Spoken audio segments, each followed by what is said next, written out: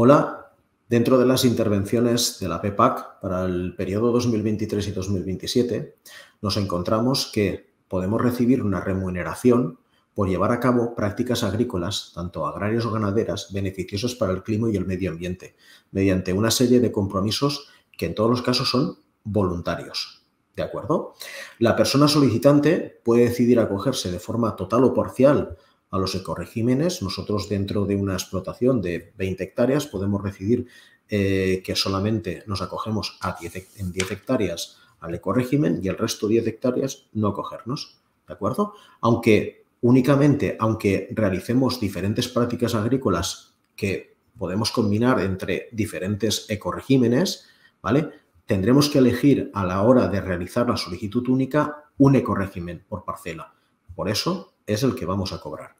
Todas las actuaciones que vayamos realizando dentro de nuestras parcelas, ¿vale? Vamos a tener que ir anotando en el libro de explotación digital y recomendamos desde la Unión realizar fotografías preventivas georreferenciadas para poder justificarlas.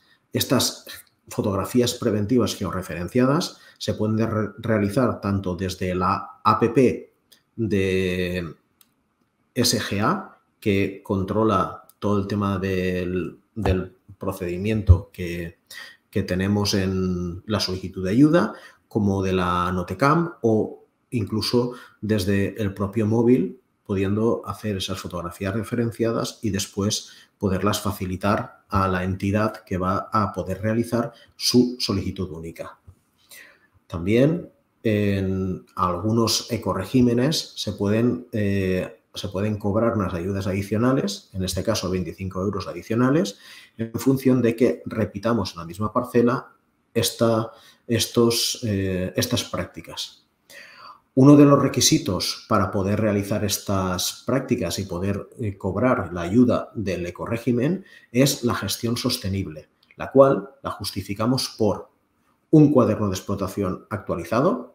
Hasta el momento que no sea obligatorio el digital, lo podemos realizar con el papel, tal y como lo estamos realizando hasta ahora, ¿vale? A partir del 1 de septiembre del 2023, para todos aquellos que tengáis más de 10 hectáreas de cultivos permanentes, lo tendréis que realizar de forma digital, o los que tengan más de 5 hectáreas de regadío también, y todo el resto de gente, a partir del 1 de julio del 2024, será obligatorio el llevar ese cuaderno digital. Y esto viene marcado por el Real Decreto de SIEX. También tendremos que llevar un plan de abonado realizado con un asesoramiento técnico, un plan de regadío gestionado de forma conjunta con ese plan de abonado, y todas las explotaciones tendrán que estar inscritas en el REGEPA. Para todos aquellos que realizáis la solicitud única, ya sabéis que cuando realizamos la solicitud única, automáticamente ya estamos inscritos en REGEPA y tenemos una numeración para cada explotación. Para poder acogerse a los ecoregímenes es necesario cumplir con la condicionalidad reforzada. Después veremos en qué nos afecta, aunque no se disponga de derechos ABRS. Nosotros ahora nos vamos a centrar en el ecorégimen P5 de biodiversidad, y para este ecorégimen es necesario disponer de derechos ABRS, aunque no sea en la totalidad de nuestra explotación. También, si se declaran más hectáreas del presupuesto que hay, de la dotación presupuestaria que hay, ¿vale? Pues se va a realizar un trasvase de fondos y se va a poder realizar una degresividad.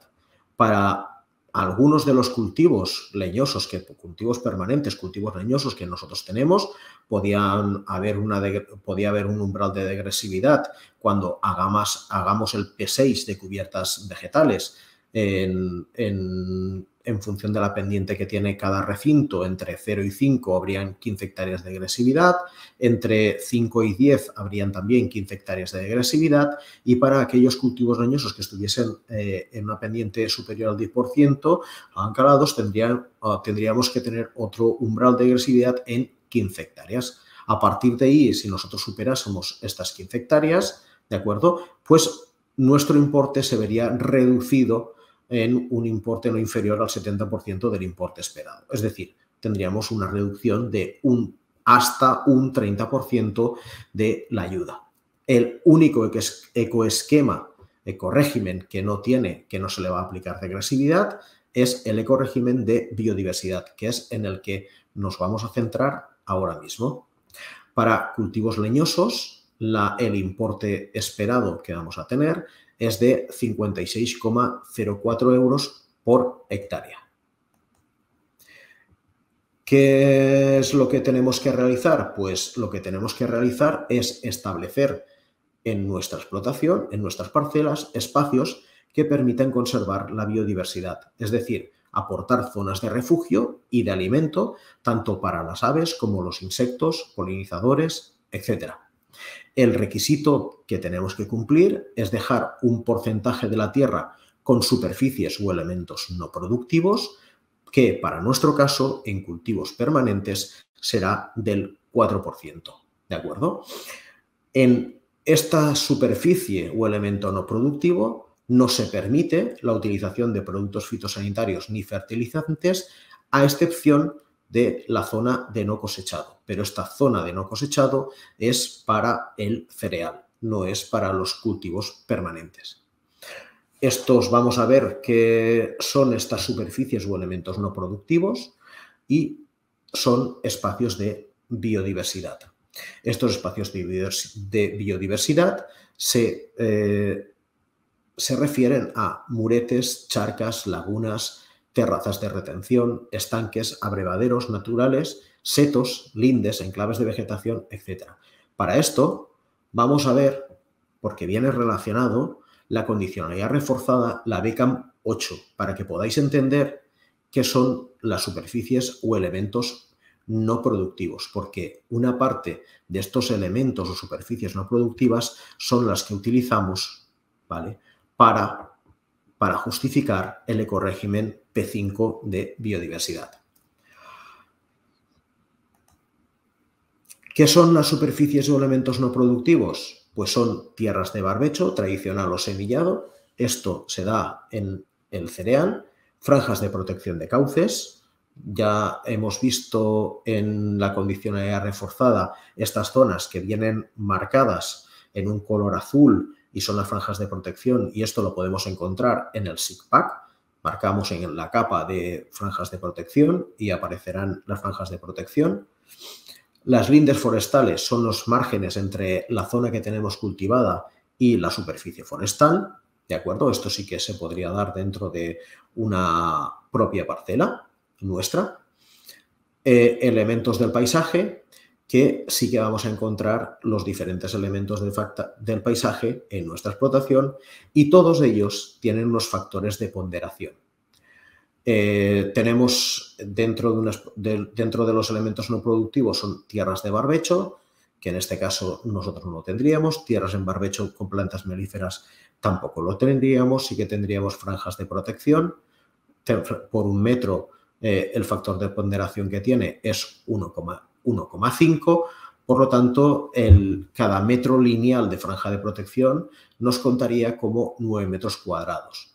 Entonces, lindes forestales, por cada metro lineal el factor de ponderación sería 1,5 y nos encontraríamos que cada metro nos cubriría 9 metros cuadrados, y así sucesivamente. Tenemos terrazas de retención, setos, franjas arboladas, árboles aislados, árboles en hilera, grupo de árboles también, lindes de campo, charcas, lagunas, estanques y abrevaderos naturales. No pueden tener tampoco ni cemento ni plástico, no pueden ser de cemento ni de plástico, islas y enclaves de vegetación natural o de roca, majanos, elementos de arquitectura tradicional, muros tradicionales de piedra. Y todos estos elementos del paisaje tienen unos valores máximos que puede establecer la comunidad autónoma, y en nuestro caso serían setos de una anchura máxima de hasta 10 metros, árboles en grupo que ocupen una superficie máxima de 0,3 hectáreas, lindes de una anchura de hasta 10 metros, charcas, lagunas, estanques y abrevaderos naturales de hasta un máximo de 0,1 hectáreas, ¿vale? Islas y enclaves de vegetación natural o roca hasta un máximo de 0,1 hectáreas, terrazas de retención de una anchura en proyección horizontal de hasta 10 metros. Y ahora vamos a ver los diferentes ejemplos que podemos encontrar. Por ejemplo, en una parcela de frutos secos, que es toda esta parcela de frutos secos, cuando marcamos en SIGPAC elementos del paisaje, ¿vale? Está en un color rosáceo porque era la campaña 2022, campaña 2023 esto aparecerá en color amarillo, lo podréis visualizar vosotros, ¿vale? Vemos una zona que ya viene premarcada en SIGPAC como elemento del paisaje. Esta zona, ¿vale? Pues es esto, son unas moreras que ha plantado el agricultor en su explotación, ¿vale? Para poder dejar el vehículo cuando llegue a trabajar en la zona de verano, ¿vale? Y tenerlo más resguardado. Esto es un elemento del paisaje y se completa como tal, ¿de acuerdo? Porque, como veis, hay también algún nido que ha habido de fauna, de aves, y este recinto está dentro del recinto de los frutos secos y tiene actividad agraria. ¿Por qué? Pues porque podamos, labramos, abonamos este recinto y, por lo tanto, este elemento del paisaje, al tener actividad agraria, sirve como tal. Vamos a ver otro tipo de elementos del paisaje, en este caso, en una zona de regadío, una finca de cítricos. Podemos observar toda esta línea de árboles, que en concreto son nogales de madera. También observamos una charca de recogida de agua pluvial de la finca, ¿de acuerdo? Observamos también aquí una zona de vegetación y roca, ¿vale? Que todas ellas, por separado, podrían ser elementos del paisaje. Vamos a ver los diferentes elementos que existen. Disculpad, se han cargado las fotografías. Sí. La primera fotografía vemos toda la línea de árboles nogales, ¿vale? Ahora en invierno, como serían pues árboles en hilera, podían ser considerados como un elemento del paisaje. Vemos también la laguna, la observamos aquí, pero como tiene una superficie mayor a 0,1 hectáreas, o sea, a los 1000 metros cuadrados, esto no puede ser considerado elemento del paisaje. Pero estas zonas de rocas que hay aquí sí que podrían ser consideradas elementos del paisaje, tal cual esta vegetación existente aquí también podía ser considerado un elemento del paisaje. Por ejemplo, en esta otra zona, donde hay una combinación de diferentes árboles, olivar, cipreses, dentro de ese mismo recinto, podría considerarse toda esta zona como un elemento del paisaje también, ¿vale? Una agrupación de árboles. También esto son los nogales, los árboles en línea que definíamos con anterioridad, ¿de acuerdo? Esto también podría ser considerado como un elemento del paisaje. Ahora pasamos a un cultivo de olivar de secano, donde vemos que hay una zona marcada también en color dentro del recinto del olivar y hay una exterior que no está marcada. ¿Por qué? Porque no está marcada porque es un PR y no tiene actividad agraria. Por eso no la han definido. Y aquí, como esta zona está dentro del recinto del olivar, nos la definen y la encuadran toda, aunque esté dentro de este recinto de PR. ¿Por qué? Porque le damos actividad agraria con los trabajos que realizamos en la parcela del olivar. Esto son zarzas dentro de la explotación. Es la fotografía de esta zona que está como elemento del paisaje. Aquí vemos esta vegetación también típica de la zona mediterránea, también con lindero a la zona de cultivo. Y todo esto, ¿vale? toda esta vegetación, también estos coscojos también que están dentro de este paquete que hemos añadido antes con la fotografía, todo esto sería un elemento del paisaje. En otra parcela de olivar, otro de los recintos que tenemos, también tenemos una agrupación de árboles, en este caso, y esto sería la propuesta gráfica, ¿vale? Estos 632 metros cuadrados sería la propuesta gráfica de estos árboles, este conjunto de árboles que estarían al centro de la parcela y que podían servir para justificar como elementos del paisaje. Y esto no es nada más que una agrupación de diferentes especies, sobre todo predomina el olivar, ¿vale? En ellos había un antiguo parañ, ¿de acuerdo? Que ahora no está en funcionamiento porque es una forma de caza que en la actualidad está prohibida. Se conservan los árboles, se conserva la vegetación, ¿de acuerdo? No se hace un uso de ello. Todo esto nosotros lo podríamos marcar como elemento del paisaje. También en otro claro ejemplo de otro elemento del paisaje es, por ejemplo, esta parcela, este recinto de olivar, ¿vale? Y nos encontramos una zona como MT. En la nueva campaña del 2023 del SICPAC, muchas de los PRs que hay o existentes que habían y que anteriormente eran 150, ¿vale? Han pasado a MT. Esto, ¿vale? Lo podríamos intentar pasar mediante una alegación al SICPAC a elemento del paisaje. ¿Y qué es esto? Pues esto es esto que estamos visualizando ahora, esta zona de tierra, vegetación, tal, pues esto, ¿vale? Y baja más hacia abajo de esta parcela de olivar, pues sería el MT y nosotros pues lo pasaríamos como un elemento del paisaje, como una isla o enclave de vegetación natural y de roca, ¿de acuerdo? Otro ejemplo claro, también dentro de una parcela, por ejemplo, de olivar, de secano, aquí vemos el linde de la parcela, vemos estos pinos que se encuentran dentro de la zona de la parcela y vemos una roca y una vegetación natural, ¿vale? Espontánea perfectamente, pues toda esta zona nosotros la podríamos marcar como elemento del paisaje.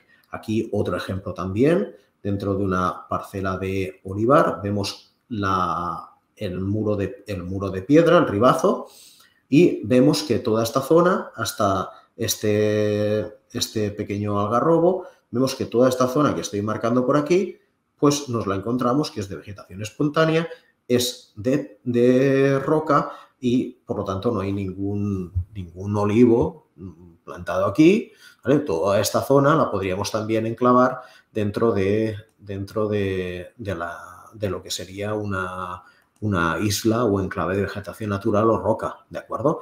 Vemos aquí las piedras sueltas, la roca, de la perspectiva desde antes. Todo esto lo deberíamos definir en SICPAC como un elemento del paisaje, ¿de acuerdo? También otro tipo de elemento del paisaje es un lindero. Este lindero que se encuentra con vegetación espontánea, ¿vale? Pues lo podríamos definir como un elemento del paisaje.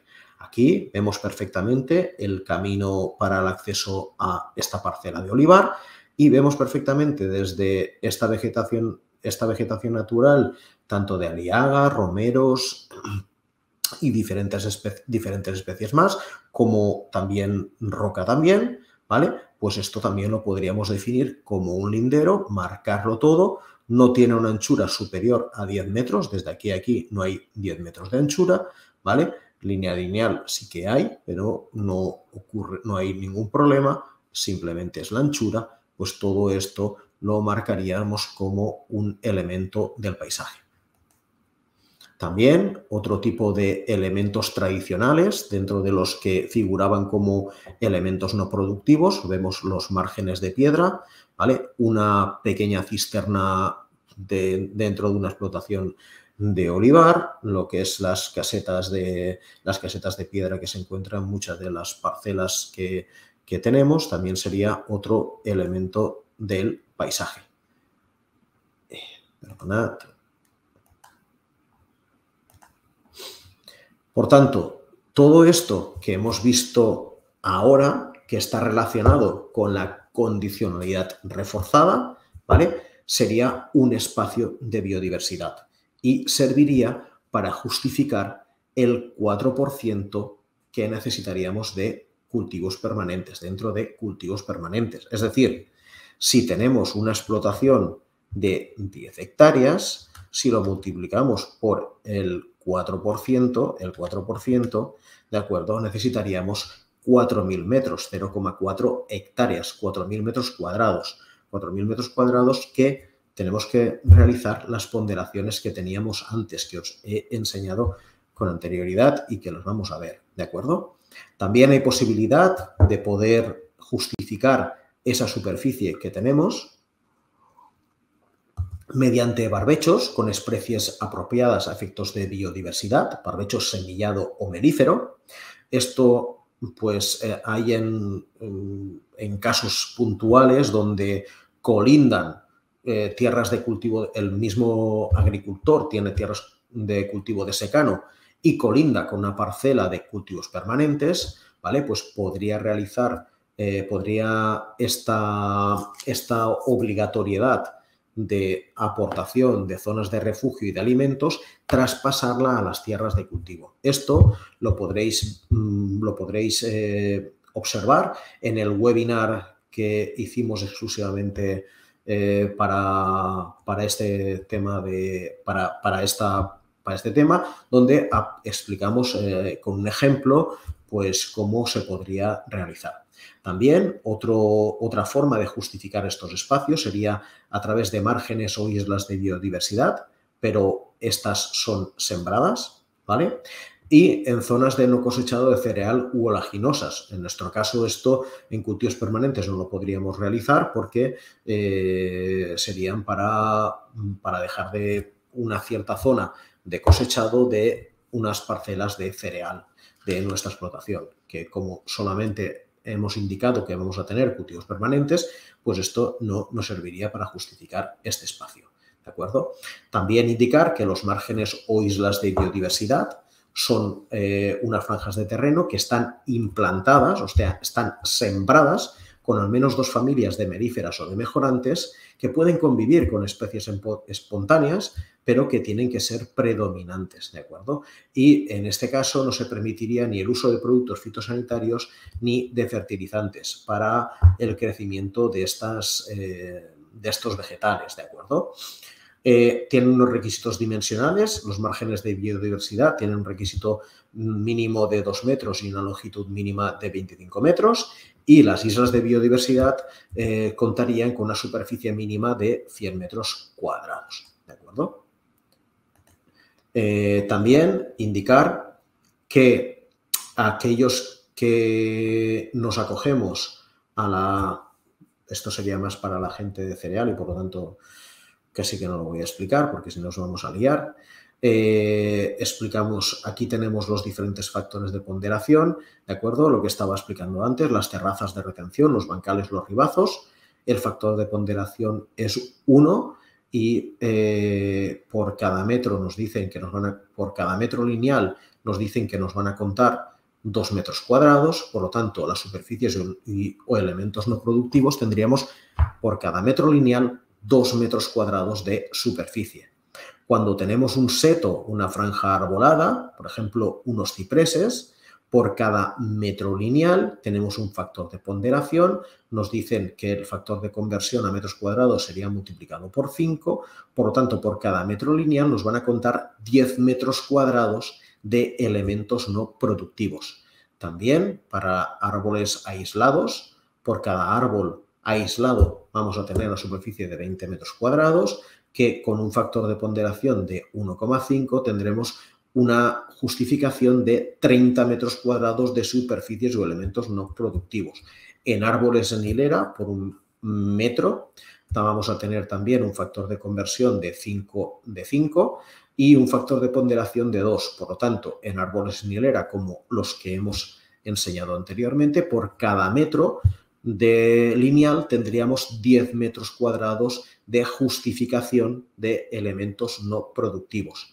Grupo de árboles por cada metro cuadrado, ¿vale? Lo multiplicaríamos con un factor de ponderación de 1,5 y por lo tanto por cada metro cuadrado estaríamos justificando 1,5 metros cuadrados. En lindes de campo, por cada metro, también con el factor de ponderación de 1,5 y el factor de conversión de 6, nos saldría una superficie de 9 metros cuadrados por cada linde de campo. En charcas el factor de ponderación sería 1,5, en islas o enclaves de vegetación natural o de roca o majanos el factor de ponderación es 1, por lo tanto lo que os he enseñado anteriormente en el tema de la roca, pues si hay 200 metros cuadrados, pues serían 200 metros cuadrados, si hubiesen 100 metros cuadrados, pues serían 100 metros cuadrados. En muros de piedra el factor también es 1, ¿de acuerdo? En pequeñas construcciones de arquitectura tradicional, por los metros cuadrados que ocupe esa superficie, sería la que es. Y en zonas de no cosechado, esto sería exclusivamente para el tema del cereal, también tienen un factor del 1%. Y hasta aquí habríamos explicado lo que hace falta para poder en cultivos leñosos entrar dentro del ecorégimen P5 de espacios de biodiversidad, y es súper importante que entendamos que las superficies o elementos no productivos, ¿cuáles son? Que las dispongamos en nuestra solicitud única dentro de cada recinto. Para ello, si no están marcadas, tendremos que realizar alegaciones al SICPAC y a partir de ahí, pues ver en función de la superficie que tenemos en nuestra explotación, los metros cuadrados que nos hace falta y justificarlos. Entramos dentro de esta justificación, pues vamos a poder cobrar el importe esperado que teníamos, en este caso de 56,01 euros por hectárea.